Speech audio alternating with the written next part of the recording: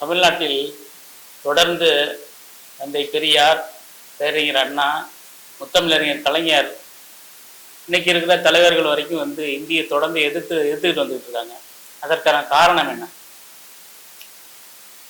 அதாவது இந்தியை புகுத்துவது என்ற எண்ணமானது அது ஒரு சமஸ்கிருதத்தை புகுத்துவதற்கான ஒரு முன்னோடியாக இந்த இந்தி புகுத்தப்பட்டது என்ற சூழ்ச்சி பிற்காலத்தில் தந்தை பெரியார் அவர்கள் நன்கு உணர்ந்து கொண்டார்கள். போக போக இது சமஸ்கிருதத்தை பின்னால் புகுத்துவதற்காக இந்தியாவில் சமஸ்கிருதத்தை பொதுமொழியாக ஆக்குவதற்கு வசதியாக இந்தியை இப்பொழுதே புகுத்த வேண்டும் என்ற ஒரு சூழ்ச்சி திட்டம் என்பதை புரிந்து கொண்டுதான் தந்தை பெரியார் அவர்கள் இதனை எதிர்த்தார்கள்.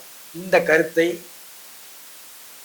சமஸ்கிருதத்தை புகுத்துவதற்குத்தான் இந்தியை கொண்டு வருகிறோம் என்ற கருத்தை ராஜாஜி அவர்களும் ஆர்எஸ்எஸ் தலைவர் கோல்வால்கர் அவர்களும் கூறியிருக்கிறார்கள் என்பது இங்கே குறிப்பிடத்தக்கது.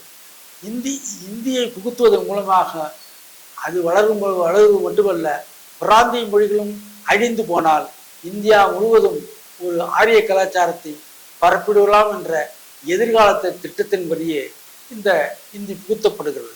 ஒரு நாட்டை அழிக்க வேண்டும் என்றால், ஒரு நாட்டின் கலாச்சாரத்தை அழிக்க வேண்டும் என்றால் முதலில் மொழியை அழிக்க வேண்டும் என்ற கருத்தின் அடிப்படையில் இந்த சமஸ்கிருத புகுத்தலின் முன்னோடியாகவே இந்த இந்தி புகுத்தப்பட்டது என்ற இந்த சூழ்ச்சியை புரிந்து கொண்டுதான் தமிழர்களும் தமிழக தலைவர்கள் அவர்களும் இந்தியை எதிர்க்கிறார்கள் என்பதை நாம் புரிந்து கொள்ள வேண்டும். தேசிய மொழி அல்ல, அலுவல் மொழி. பிற்காலத்தில் இதை தேசிய மொழியமாக ஆக்கலாம், சமஸ்கிருத கலாச்சாரத்தை புகுத்தலாம் என்பதற்கு முன்னோடியாக இதை புகுத்துகிறான். 400 வருஷத்துக்கு முந்தின மொழி. சமஸ்கிருதத்தை எல்லாரும் படிக்க முடியாது, பார்ப்பனர்களே தடை செய்து விட்டார்கள், படிப்பது கஷ்டம். அதை கொண்டு வருவதற்கு முன்னோடியாக அதன் தேவநாகரி எழுத்து தான் இந்திக்கு உள்ளது. அதனால தான் ஒரு வரி அரசியல் சட்டத்தில் இந்தியை பற்றி அலுவல் மொழி என்று குறிப்பிட்டிருக்கிறாங்க. அரசியல் சட்டத்திலே அது பதிவாயிருக்கிறது. ஆமாம், அரசியல் சட்டத்திலேயே இந்தி ஒரு அலுவல் மொழியாக தேவநாகரி எழுத்துக்களில் இருக்கும் என்று சொல்லியிருக்கான்.